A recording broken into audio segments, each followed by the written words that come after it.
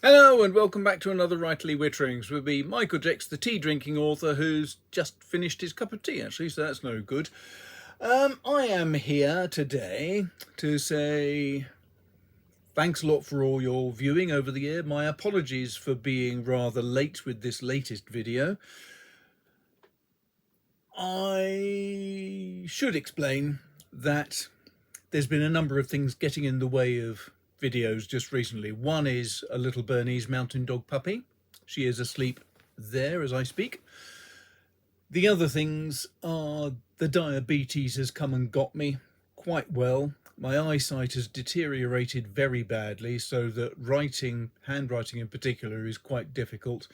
At least with my computer screen I can enlarge the size of the writing, but even things like reading books is problematic now. So apologies for the lack of videos, but as things stand, the day job, writing and editing, has to take priority. Anyway, this is a very quick roundup of my year in terms of the best products I've discovered. So here are my 10 best of the year 2023. Don't forget, if you enjoy my videos, hit the like and subscribe and the other things, and hopefully then you'll be informed when there's a new video coming out. But it also helps support me as a struggling author, so that'd be nice if you did. Anyway, thanks very much, and on with the video. What's the purpose of today? Today I want to talk about the 10 best things that I'm still playing with this year. So where do we start? Well, I'm going to start with a slightly strange one for you lot, which is this. Now, when I'm out and about trying to research a book or something, I will always carry a box of paints with me, because I can go and snap with the old iPhone quite happily and take photos of areas. But if you want to actually get to know a particular area, if you sketch it and then do some colouring in as well, it fixes it much more firmly in your mind, I find. And I'm going to mention this lot, Rosa, because they make a very simple but rather neat little paint box. You can fit your own paints inside, you can move them around. But the thing I like about them is they're made in Ukraine still. So as a little quick way of supporting those poor devils in Ukraine, this I thought was a nice idea. I'm using this regularly. So that's the first thing. The second thing, come on, we're here to talk about pens and the like. My favourite pen this year, well, to be fair, my absolute favourite pen is still this, the Pineda Avatar travelling version, which has this massive reservoir of ink, and it is a brilliant, brilliant pen. If I could only have one pen, this is the pen I'd take. It writes with a very fine nib, but it's a superbly flexible nib, so you can get fat lines, you can get wonderful line variation while you're writing. It has a quick release cap. It's just magnetic, which is wonderful. Massive reservoir, very quick and easy to fill. You just unlock a bayonet cap, pull that out, push it back in, and you've filled it completely. It's wonderful. But it's also rather expensive, and it's also the sort of thing I don't want to lose. But what I've discovered this year is this from Tom's Studio. It's a wonderful piece of workmanship. It feels good in the hand. It's a pocket pen. I mean, it's tiny. Look at it compared to the Pineda. But when you open it up, beautifully simple, and it suddenly becomes a very large pen. It's got a semi-flex nib, which works very well. So you can go and do a little bit of calligraphy while you're out and about. It will take standard ink cartridges, but it's also, all of that, an eyedropper, and it takes a vast amount of ink. So I tend to have this on me all the time, because it's semi-flex, not as flexible as the Pineda, but it's good. It's tiny in your pocket, which is good. I've had this with me when I went on a cycle ride across Brittany for 150 miles. It was on me all the time and it didn't leak. It's just a brilliant piece of kit and I'm very impressed with it. So for my money, the best pen I've discovered this year, let's put it like that, is this one. Tom's Studio. Very nice. Just a one man and his wife working out of Dorset, as I understand it. So, inks. You need something to go in it.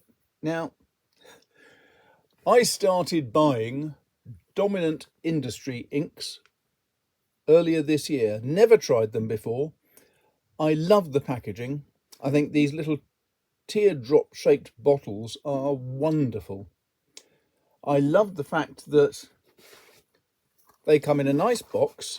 They come with a sort of imitation cotton bag that the bottle goes in, and they also all come with an eyedropper, which is just nice. It's thought out.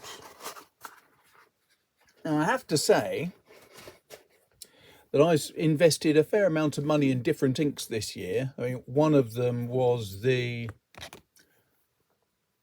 Platinum Jubilee ink from Diamine, which is lovely. It's really nice, sparkly.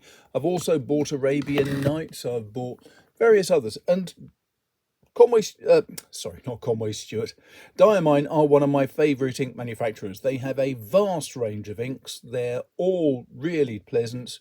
They've got good shading inks. They've got good glittery inks. They've got good sheening inks. They've got the works. But I must admit, Dominant Industries just now are winning me over. And in fact, not only have I been buying Dominant Industries, they've sent me a bunch of them to review, which I should have reviewed weeks ago as soon as they arrived. And my apologies to Dominant Industries. I will get round to reviewing them early in the new year when things have stabilised a bit. So, there's that. My favourite notebook. This is really difficult. Conway Stewart have been really kind and sent me a notebook to review, and it's gorgeous. It's very nice. I also always carry my Midori Traveller's Notebook with me because it too is very nice. I've had this now for about 20 odd years, I think, and the leather still feels lovely. You can keep replacing the paper. There's all sorts of additions that you can buy for them or make for them, because I am a cheapskate. I just love it. It feels nice in the hand. It's always with me. My absolute favourite notebook is still my William Hanna. A5 size, but the great thing is you can put pages in and you can tear them out and put them back in again. You can organise your notes however you want. For me, I love the fact that you can have a complete calendar. So for example, I have now got the 2024 calendar, which it's an intentions calendar, so you can set out what your objectives are, as well as having all of your meetings for a month on 2 pages. With this version, you can have different types of diary, you can get all different types of paper, and they're lovely. Lovely bit of leather, really good quality, superb. But I didn't discover that this year, did I? No. What I did discover this year was that every now and again, the Traveller's Notebook was a bit too small. And I have always felt that the William Hanna is a little too large. And so I thought it would be nice to have something that was more cahier sized. So I made this little leather folder, and it wasn't something that really I was thinking of too much. I just thought, well, I've got some Leuchtturms, I might as well make use of them. And so I did. And I started using them. But then I was sent by Cult Pens. They decided to have a new product line, which is their own cahiers, which are plain paper. But being cult pens, the quality of the paper is really rather good. When I say really rather good, what I mean is I can use it for sketching. So I can do little pencil sketches. Ah, pretty. I can do watercolour sketches. I can even do watercolour sketches of Chepstow Castle, or of later in the year when I had the chance, do a sketch of Tower Bridge. And the thing is, it's adequate paper for watercolouring. It's not the same as really good quality 300 GSM watercolour paper from elsewhere, but the main thing is it's a jolly good convenient size to carry around. It fits in my cargo trouser pocket, and I've got a notebook and a sketchbook at the same time. And then all I have to carry with me is that and a water brush, and I'm away. I think it's brilliant. I have to say, I'm still a very fond exponent of these things because they're just handy. This is the size 11, number 11. I buy these regularly from Cult Pens. I've just put in another order for 3 more yesterday. They're only cheap. They're £1.75, but they're good quality paper. I can use decent fountain pen inks on them, and they don't bleed or feather or anything. And it's just really good and convenient. So there's another one for you. Okay, we're moving on at a speed now. We'll move on even faster when I've opened up my William Hanna notebook to my notes of what I'm supposed to be talking about today, which, you know, I'm a little bit out of the habit of these things clearly, and therefore got a bit gormless and shut up my notebook. So that's the favourite notebook. Day bag. I've tried various things. I've been sent some rickshaw bags, which are absolutely delightful. I do like the fact that they've got, for example, a bright coloured interior, which means that if you got something down the bottom, you will always be able to find it, and that makes life so much easier. But I'm afraid I still haven't found something to beat my Maxpedition. In this, I can always have my water brush. I will always have my paints, and I also tend to carry an A5 sketchbook. So if I'm out and about and I've got my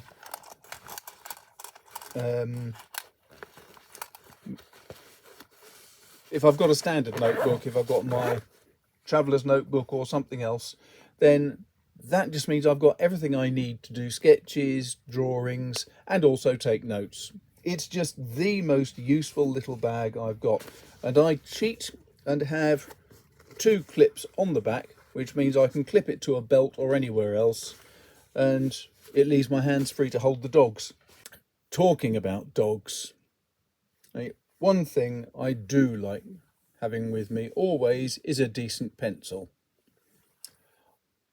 And I've always loved my gorgeous, very dark black, wrong pencil, where is it? In here somewhere.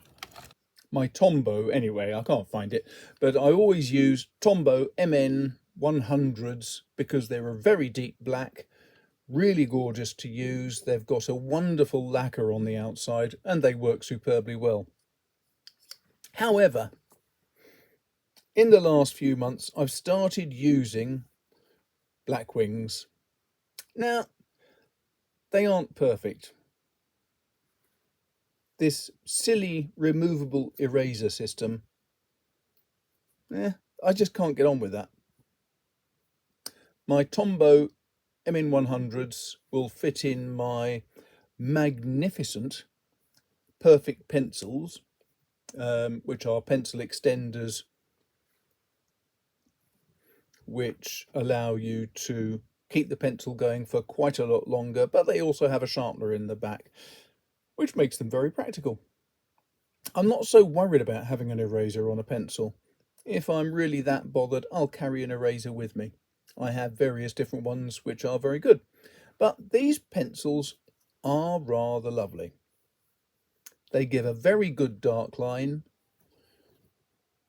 and I'm very fond of them. So yes, these are, I think, my discovery of the year, really, for me. I've had Blackwings for a long time, but I haven't used them much. This year I've been using them a lot more for sketching and writing. And of course, if you're going to have a pencil, you need to have something to protect you, because if you're like me, you have a fairly sharp end on it. Now, this has been used a fair bit, and so it's got a little bit blunted. But these are wonderful. Now, I have bought other types over the years because Cult pens only seem to sell these types, which are sort of pretty. They're supposed to look like a bullet, I think. I'm not sure why they would want to have a cartridge on the end of a pencil, but still, that's the way they roll. These, however, mean that you can have a really sharp point, and they work very, very well. Now, of course, sometimes they don't work so well. If, for example, you have a puppy Bernese Mountain Dog like I do, then you may discover that your pencil gets discovered and stolen off your desktop and chewed. This is one of these post-discovery. As you can see, it has suffered somewhat. I discovered this, rescued the pencil, which was only about that long. It's one of my Blackwings. It had been used quite a bit, and put a fresh one of these on top of it. However, the puppy discovered the pencil again, and the cap, and both have disappeared. Luckily, that was some weeks ago, and it doesn't seem to have got stuck or bunged her up or anything. But it has cost me another flaming pencil. Blasted pup.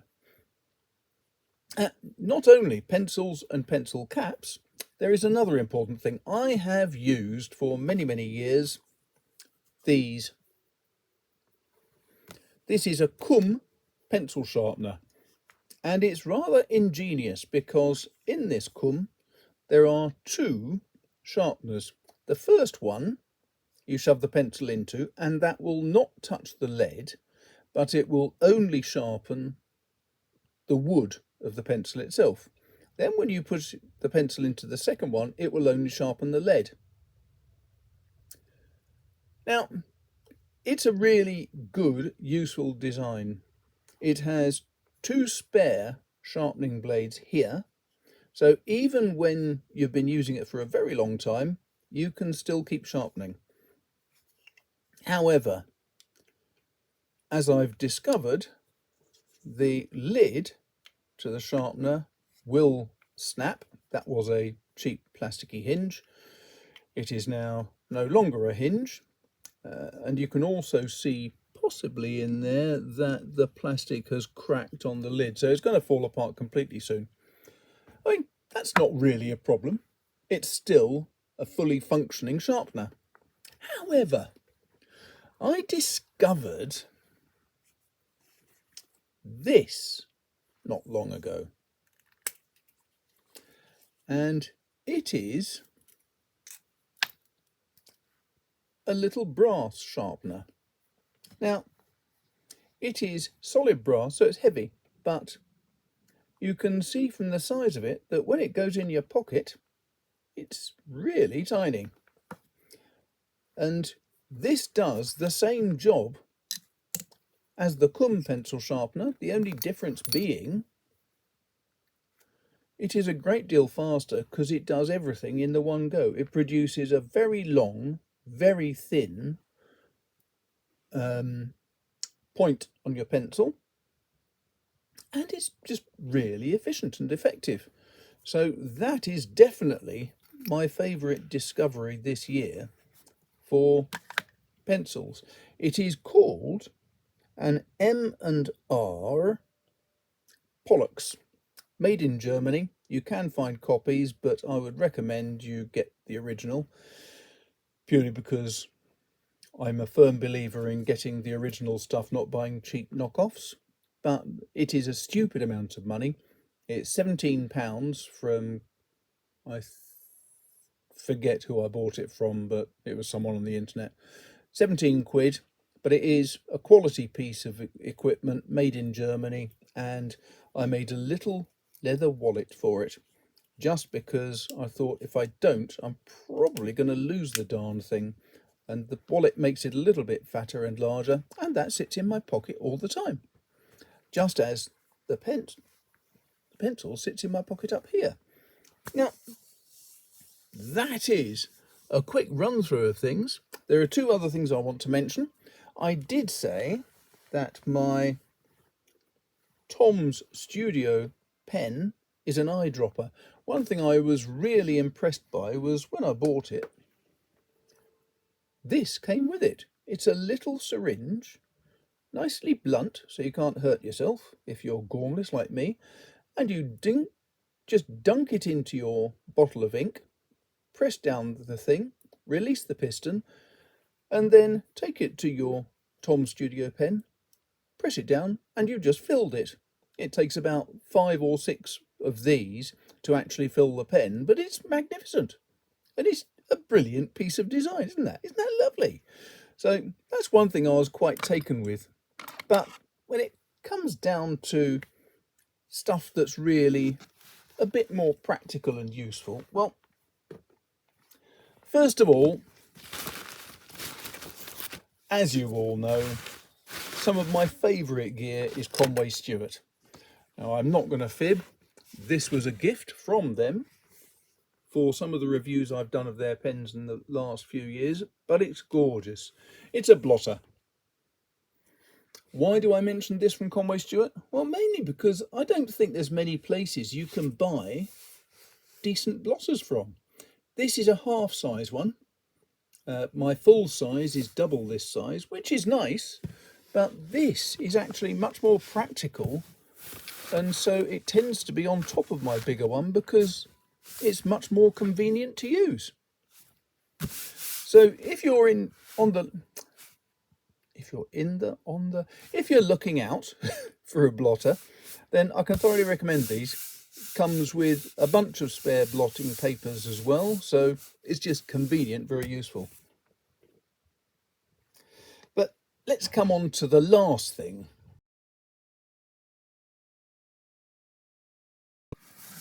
It's always really good when you get to that stage of a recording and someone walks in. Anyway, a little silly gadget, this one, but one that I like. I use my own little wallet, which is just big enough to hold a little bit of money and a few cards which are necessary for me every day. One thing that's a problem with this is I made this little wallet myself, and so it's got no radio frequency blocking or anything like that. But I found these, which are little sleeves that you can put credit cards and things inside, and which are radio frequency blockers. And I have one of them in the front of this wallet all the time, and that blocks anything that way. What do you do about the back though? Well, what I do in the back is I have this. This is a Helvetica credit card sized everything really. It's metric or imperial, depending on which side you go to. It has a ruler and straight edge. It has measurements for pixels and things on computers, which I never use, so I'm not particularly bothered. It has a protractor. It has the ability to draw various different designs for 3D pictures and so on. It's ideal for designers, for architects and others. It has a number of circles of different diameters, so it's a stencil with various designs. And is it useful to me? Actually, no. I've used it twice, I think. mostly for fun. But is it something I love? Yes, it is. I think it's just gorgeous. It's all laser cut by a Swiss company, Helvetica, and every now and again they have a Kickstarter project which they'll put on, and this was the one from late last year. I've actually got some money in with them now for a separate thing, which is a sort of a box cutter type thing that will also have holes cut in it, so it can be used as a protractor, it can be used as various other things.